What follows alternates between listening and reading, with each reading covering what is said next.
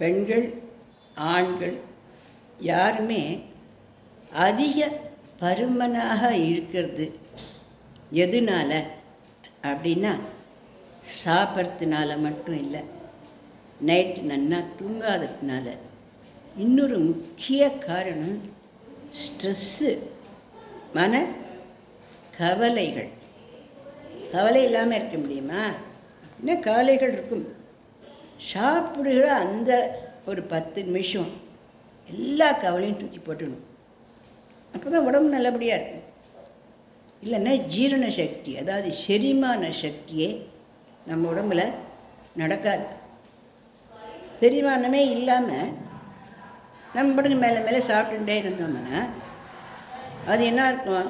Washing மிஷினில் துணியை போட்டு தண்ணி விரட்டா எப்படி இருக்கும்? மிக்சியில் அரிசியை போட்டு தண்ணி கொட்டாட்டா எப்படின்னு வந்து விதங்களாக இருக்கும். அப்படியே விட்டோம்னா 2 நாளைக்கு அந்த மிக்சியை திறந்து பார்த்தோம்னால நம்மளுக்கு அப்புறம் அந்த பக்கம் போக முடியாது.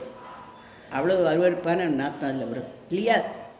அந்த மாதிரியே வயிறு கெட்டு போகும். ஜீரண சக்தி அப்படிங்கிறது நம்ம எல்லாருக்கும் ரொம்ப முக்கியமான ஒன்று.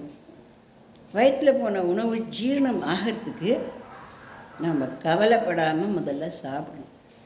சாப்பிட்ற அந்த 10 நிமிஷங்கள் டிவி பார்க்குறதோ, பேப்பர் படிக்கிறதோ, சண்டை போடுறதோ, இல்லை மனசில் கவலையோடு இந்த பிரச்சனைக்கு நம்ம எப்படி தான் முடிவு தரும் அப்படின்னு ஏதோ கவலைப்பட்டுட்டே சாப்பிட்றதோ பண்ணினால் அப்போ வயிறில் ஜீரண சக்தியே நடக்காது.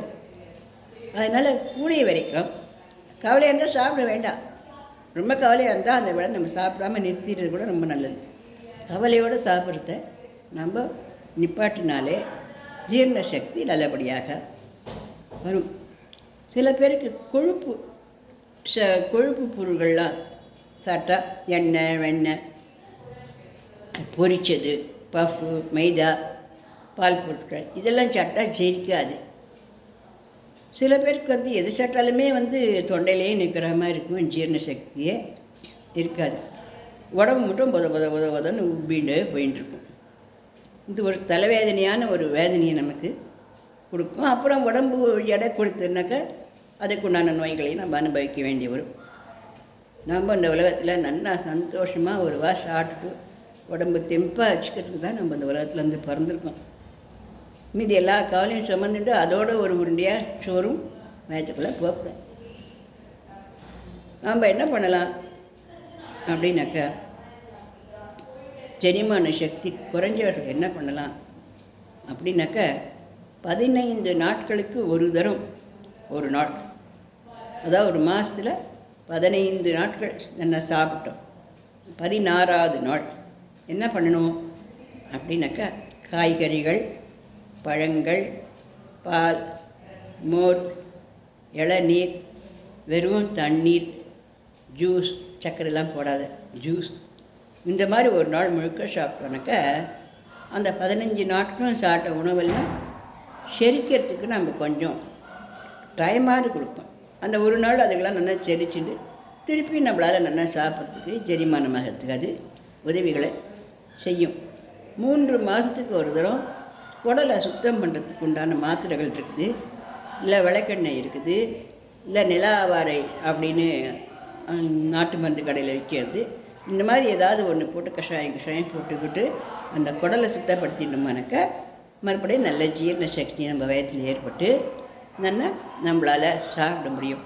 சின்ன குழந்தைகளுக்கு அஜீரணம் அப்படின்னாக்கா ஒரு 10 மிளகு, 10 சுண்டைக்காய், ஒரே ஒரு வரமிளகாயை போட்டு நல்லா வறுத்து அது நல்லா பொடி பண்ணி சுட சாதம் வடித்து அதில் சொய்ய ஒரு கரண மிட்டாய் நெய்யை உருக்கி குத்தி அதில் இந்த பொடியை ஒரு 1/4 ஸ்பூனோ 1/2 ஸ்பூனோ, ரொம்ப குட்டி பாப்பானா காரமாக இருக்கும், ஒரு 5 வயசு 6 வயசு குழந்தை கூட கொடுக்கலாம். அதை போட்டு நல்லா கலந்து முதல் சாதத்துக்கு முதல்ல ஒரு 4-5 ஸ்பூன் அந்த மாதிரி காரம் பற்றிக்கே இருந்தால் கூட பரவாயில்லன்னு சாப்பிட்டுட்டு அப்புறம் மீதி என்னென்ன சாப்பிட போதுங்களோ அதுத்தையும் கொடுத்துடலாம். அப்படி சாப்பிட்டா கூட வயிற்றில் இருக்கிற புழு பூச்சிகள்லாம் நீங்கிறதோட நல்ல ஜீரண சக்தி ஏற்பட்டு குழந்தைகள் நல்லா ஆரோக்கியமாக நல்லா வளர்கிறதுக்கு முடியும். அதனால் இந்த முக்கியமான சமாச்சாரம் என்ன அப்படின்னா, பசி எடுத்தால் மட்டும்தான் நம்ம சாப்பிடணும். அது ஒரு முக்கியமான சமாச்சாரம். எவ்வளோ பசிச்சுட்டு இருந்தாலும் மனசில் ஒரு கொள்ளையாக கவலையாக இருக்குது, வேதனையாக இருக்குது அப்படின்னு வேதனையாக இருக்கும்பொழுது சோத்தையோ தண்ணியோ வாயில் வைக்கவே கூடாது. அதெல்லாம் ஜீர்ணிக்காது.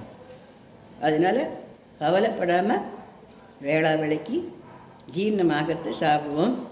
அப்படி ஜீரணமாகாத எல்லாத்தையுமே கண்ணாப்பினானே சாப்பிட்ற பழக்கமே இருந்தால் கூட 15 நாட்களுக்கு ஒரு நாளைக்கு வெறும் நீர் சம்பந்தப்பட்ட உணவுகளை சாப்பிட்டு பழங்களை சாப்பிட்டு இந்த வயிற்றுக்கு ரெஸ்ட்டு கொடுப்போம்.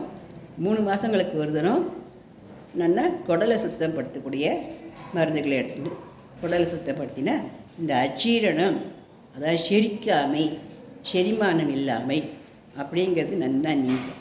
செரிமானம் இல்லாமல் போகிறதுனால தான் சர்க்கரை நோய், பிபி நோய், கொலஸ்ட்ரால், ஹார்ட் அட்டாக்கு, அப்புறம் என்னென்னலாம் கிட்னி சட்னி, அப்புறம் கிட்னியில் கல், இந்த மாதிரி எல்லாமே இந்த ஜீரணம் சரியாக இல்லாததுனால தான் வருது. அதனால் இந்த விஷயத்தை நம்ம ரொம்ப ஜாக்கிரதையாக இருந்து நம்ம உடம்பு ஆரோக்கியமாக வச்சுக்கலாமா. இந்த பதிவு பிடிச்சிருந்ததுன்னா லைக் பண்ணுங்கள், ஷேர் பண்ணுங்கள், சப்ஸ்கிரிப்ஷன் கொடுங்க. நன்றி, வணக்கம்.